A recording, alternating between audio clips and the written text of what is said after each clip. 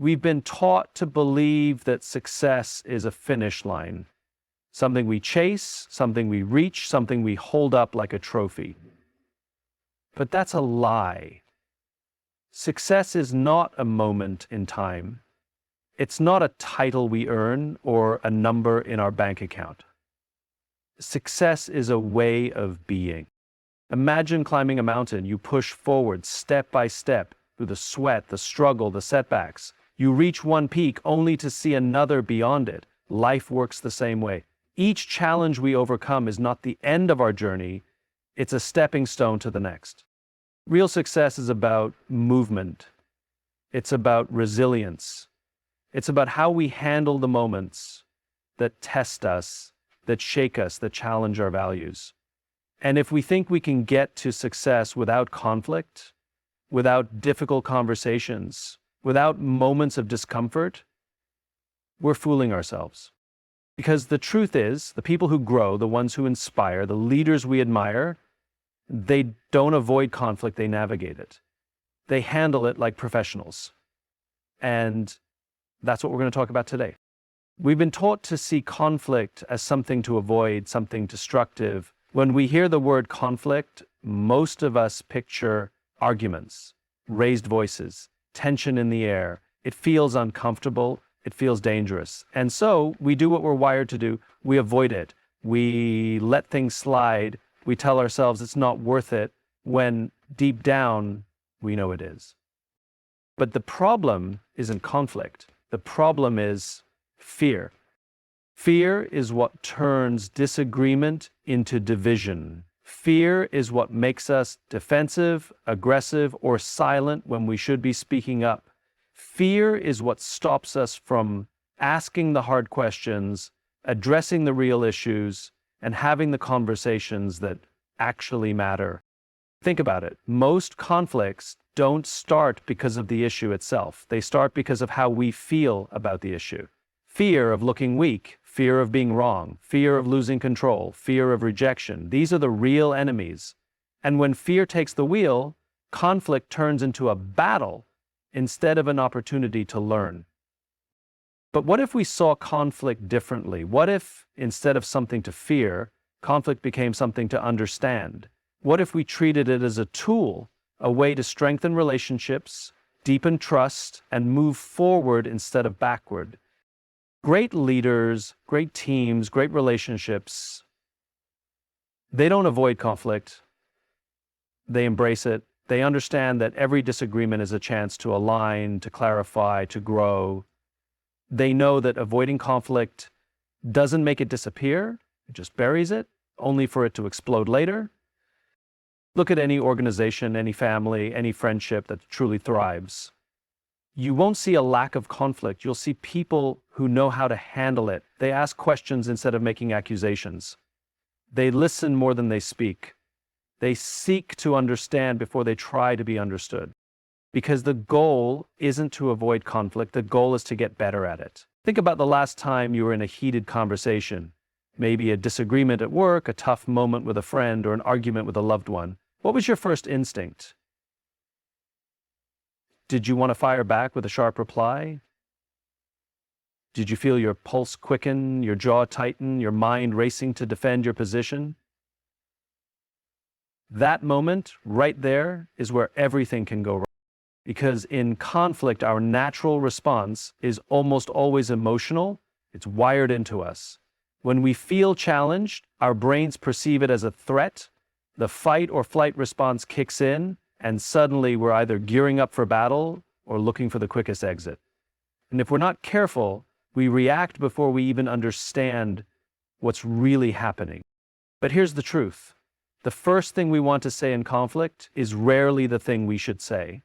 The first reaction is almost always emotional, defensive, and rooted in protecting ourselves rather than solving the problem. And that's where the power of the pause comes in. Pausing, even for just a few seconds, changes everything. It creates space between emotion and response. It gives us a chance to ask ourselves, what's really happening here? What's my goal? Am I listening, or am I just waiting for my turn to talk? That tiny moment of awareness is often the difference between escalating a conflict and resolving it. Great leaders, great communicators, great problem solvers, they master the art of the pause. Instead of snapping back, they take a breath. Instead of making assumptions, they ask questions. Instead of letting emotion take over, they step back and choose their response with intention. Pausing doesn't mean weakness. It doesn't mean surrender. It means control. It means choosing response over reaction, clarity over chaos. It means understanding that words have power, and once they're spoken, they can't be taken back. And when we learn to pause before we react, something remarkable happens. We start to hear what's really being said, not just what we think is being said. We begin to separate facts from feelings. We gain the ability to de-escalate, to shift the conversation, to find solutions instead of fueling the fire. Because conflict isn't just about what's being said, it's about how it's being handled. And the people who handle it best aren't the ones who talk the fastest or the loudest. They're the ones who master the pause. In any conflict, there's a moment, a split second, where we decide what matters more, being right or getting it right. And too often, we choose being right. We see it everywhere, in workplaces, in friendships, in families, people arguing not to solve a problem, but to prove a point. They aren't listening. They're just waiting for their turn to speak. They're not trying to understand, they're just crafting the perfect comeback in their head. Because somewhere along the way we were taught that winning an argument means overpowering the other person. That if we talk louder, if we outsmart them, if we shut them down, we win. But if the goal is to build trust, to strengthen relationships, to lead, to grow, then winning an argument is never the goal. Understanding is. Because here's the truth. People don't shut down in conflict because they're wrong. They shut down because they don't feel heard. And when someone doesn't feel heard, they stop engaging, they stop trusting, they stop being open to a real solution. Think about the last time you felt truly understood in a difficult conversation. Not just heard, but understood. The difference is powerful. When someone genuinely seeks to understand us, we soften. We lower our defenses. We become more willing to see their perspective too. That's why the best communicators, the best leaders, the best problem solvers don't aim to win a conversation. They aim to learn from it. They ask more questions than they give statements. They listen to understand, not just to reply. And they know that understanding someone's perspective doesn't mean agreeing with it. It means respecting it enough to consider it.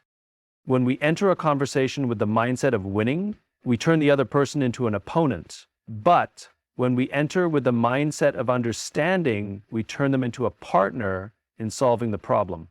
And that changes everything. Because the truth is, conflict isn't about proving who's right. It's about finding what's right. And that only happens when we stop fighting to be heard and start listening to understand. Conflict has a way of revealing what truly drives us.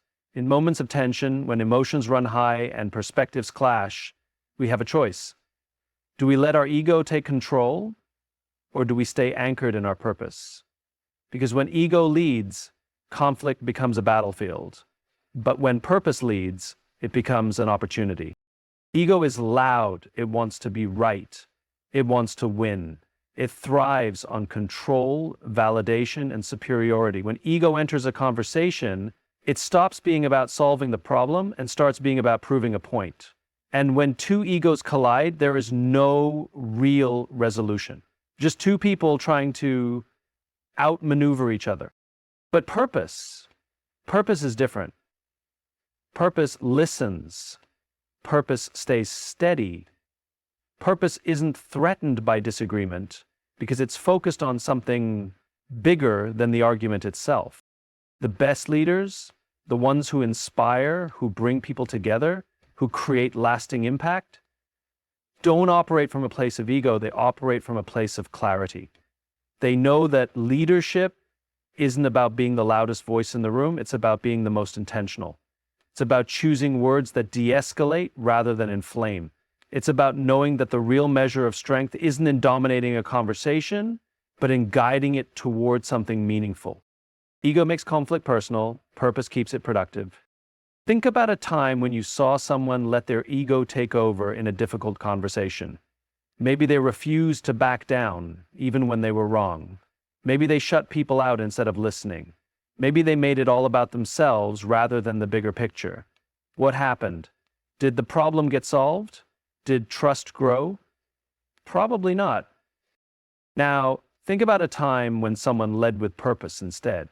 Maybe they set their own pride aside to truly hear the other person. Maybe they asked thoughtful questions instead of jumping to conclusions. Maybe they focused on the solution instead of the scoreboard. That's what great leaders do. That's what professionals do. Because when conflict arises, ego fights for control, but purpose fights for resolution. And the people who navigate conflict best aren't the ones trying to protect their pride. They're the ones trying to protect the mission, the relationship, the team, the bigger picture. And that's the difference between handling conflict like a pro and letting it handle you. Conflict is not something to fear, it's something to navigate. It's not a battle to be won, but an opportunity to grow, to strengthen relationships, and to build trust. The way we handle difficult moments says more about us than the conflict itself. When we pause before we react, we create space for clarity instead of chaos. When we seek to understand, not just to win, we turn conflict into connection rather than division. And when we lead with purpose, not ego, we elevate the conversation beyond personal pride and toward meaningful resolution.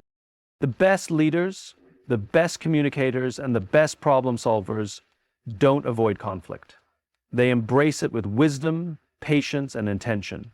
They understand that success, whether in leadership, relationships, or life, isn't about never facing conflict. It's about learning to handle it with steady hands and a clear mind. Because in the end, handling conflict like a pro isn't about who speaks the loudest, who wins the argument, or who walks away feeling victorious. It's about fostering trust, strengthening bonds, and moving forward together.